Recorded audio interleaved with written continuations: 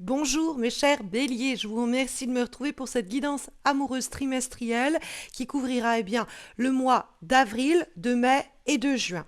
Alors, on va avoir plusieurs conseils, plusieurs informations, plusieurs recommandations, à commencer par la première carte que nous avons qui va permettre de définir vos besoins actuels en amour ou en tout cas ce dont vous aurez besoin, vos attentes. Et vous avez le roi de coupe. Alors, ça peut nous parler de quelqu'un, un signe d'eau, cancer, scorpion, poisson, qui est déjà dans votre environnement ou qui va surgir au cours du trimestre qui vient.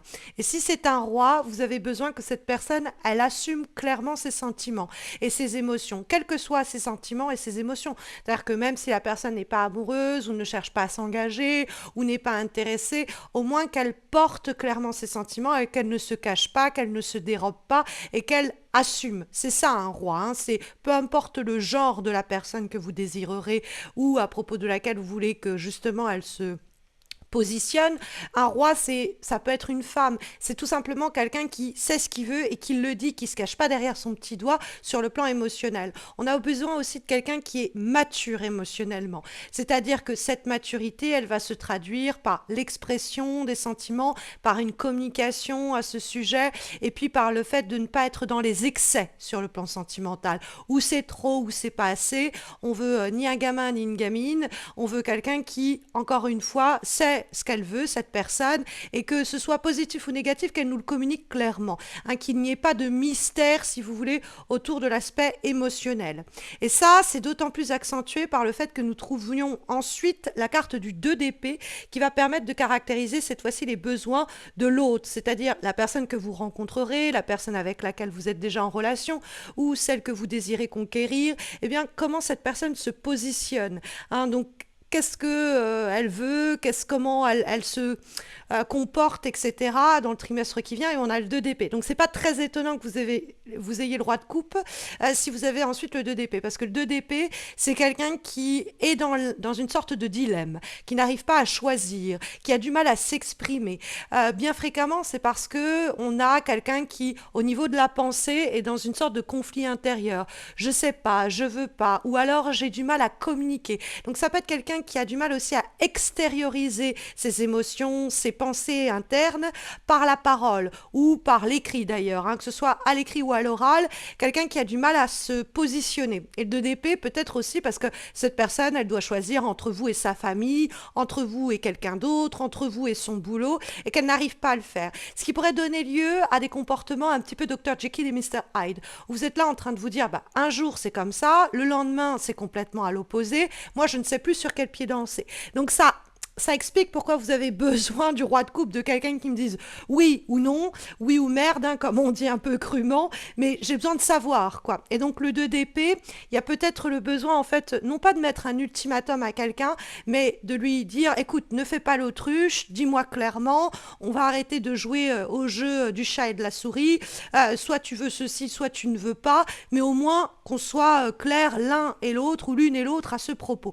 Donc le 2 d'épée, il peut avoir un problème à ce propos parce que la personne, elle ne veut peut-être pas choisir parce que choisir, c'est renoncer. Donc, elle veut peut-être pas statuer de peur de se bloquer ou de empêcher certains possibles. Mais en même temps, vous, ça vous met en stand-by. Donc ça, il va falloir discuter avec la personne et essayer de la mettre face à ses propres contradictions. Vous allez en voir ensuite les forces de la relation ou les vôtres pour rencontrer quelqu'un, pour améliorer les rapports, pour conquérir quelqu'un, pour faciliter la romance dans votre trimestre à venir, mes chers béliers. Et vous avez le cavalier de coupe. Alors, ça peut être vraiment que votre trimestre est marqué par un signe d'eau, hein, cancer, scorpion, poisson. Nous voici à nouveau avec le signe d'eau.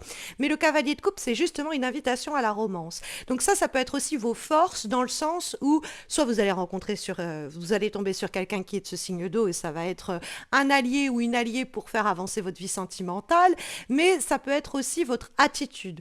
Le cavalier de coupe, il va chercher à faire avancer les choses par des peut-être déclarations sentimentales. On va clairement exprimer ce que l'on veut, on va clairement exprimer ce que l'on ressent. On va pas faire de chichi parce que si on a en face déjà quelqu'un qui est là en train de danser d'un pied sur l'autre et puis qui dit pas les choses ou à demi-mot et que nous on est dans la même attitude, on va pas en sortir de cette affaire.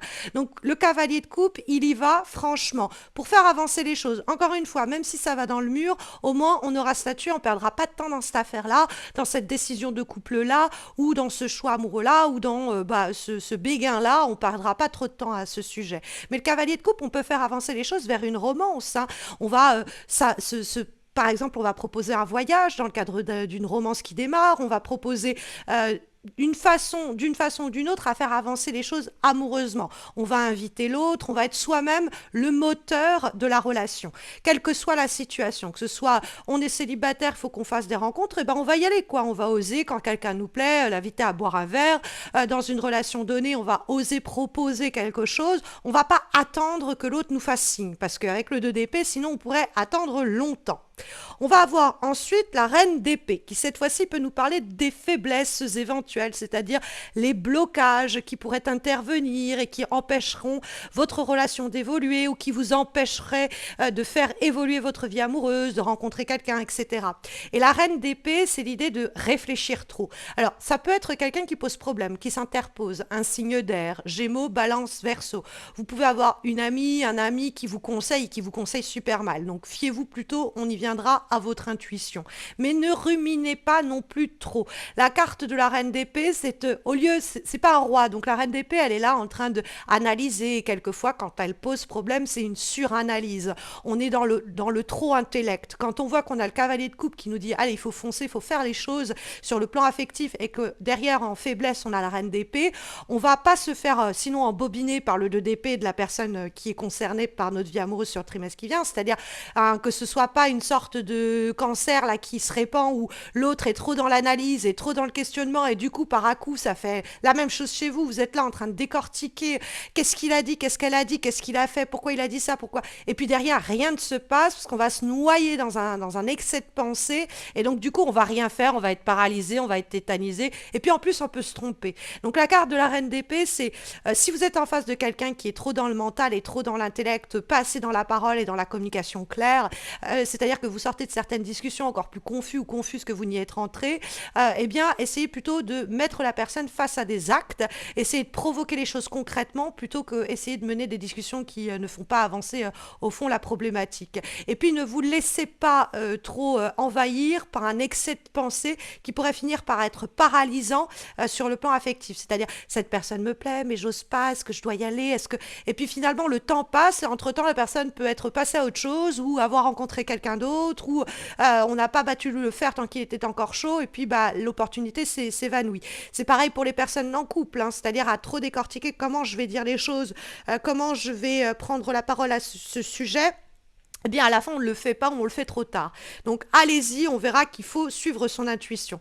On a en effet le battleur qui va nous permettre de identifier votre potentialité d'évolution sur le plan amoureux. C'est-à-dire votre vie amoureuse, votre relation, votre coup de cœur, comment ça peut évoluer. Et on a une très belle énergie, on a le battleur, donc ça peut nous dire que si on applique les conseils qui nous sont ici délivrés par cette guidance amoureuse trimestrielle, on peut faire naître quelque chose. Ça peut être un projet, ça peut être le début d'une relation, ça peut être une nouvelle rencontre, il y a un nouveau départ. Le battleur est symbole et signe de naissance pour les personnes aussi qui veulent concevoir peut-être un bébé ou quoi, ou qui veulent créer une nouvelle situation, vivre ensemble ou quoi. C'est un tremplin vers la nouveauté que la carte du battleur nous indique. Donc en fait, c'est réunir tous les ingrédients dont on a besoin dans le cadre de cette situation affective pour se dire, maintenant, on peut se jeter à l'eau, on y va. Et donc, on a cette sorte de baguette magique en main parce qu'on a réuni tous les ingrédients dont on avait besoin pour faire apparaître ex nihilo cette nouvelle relation, ce nouveau départ pour une relation déjà existante ou cette nouvelle rencontre. Donc, vous avez un nouveau départ qui est là, qui est signifié pour les célibataires. C'est vraiment de très bon augure. Alors, on va dire que c'est un peu conditionnel. La condition sine qua non, c'est la dernière carte qui nous l'indique. Ici, qui est la papesse. En plus, on a une suite logique. La première est la deuxième lame majeure. Et cette papesse, c'est le dernier conseil pour le trimestre qui vient sur le plan amoureux. Et la papesse, c'est l'intuition. C'est-à-dire que au lieu de décortiquer et de trop analyser, on va se fier à son instinct. Cette personne, je la sens pas. Je sens qu'elle va me faire tourner en bourrique. eh ben, je trace et je passe mon chemin. Il y aura une autre rencontre qui m'attend. C'est le moment, je le sens adéquat pour faire part de mes demandes dans le cadre d'une relation naissante ou d'une relation en cours. Et je ne vais pas essayer de mettre en place un plan d'attaque pour mener cette conversation essentielle. Il y aura un moment où je me dis, faut que je le sens là, il faut que je lui en parle, il faut qu'on en parle, il faut qu'on en discute, il faut que je lui déclare ce que je ressens.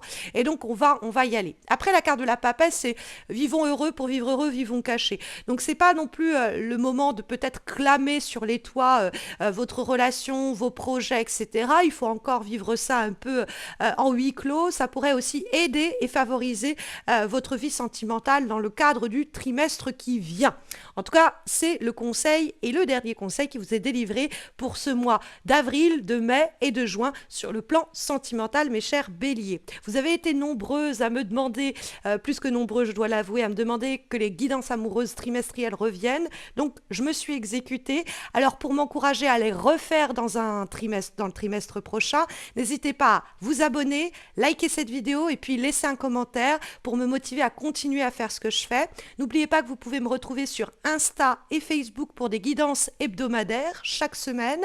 Et puis si vous avez besoin d'un tirage, d'une consultation directe, de vous former au tarot ou même d'une thérapie psychomagique, n'hésitez pas à consulter mon site missmojorising.com. Je vous souhaite à tous et à toutes un très bon trimestre. Je vous retrouve pour les horoscopes d'avril, voire de mai ou de juin en fonction du moment où vous regarderez cette vidéo. Et puis je vous dis à très vite, j'espère. Prenez bien soin de vous, mes chers béliers.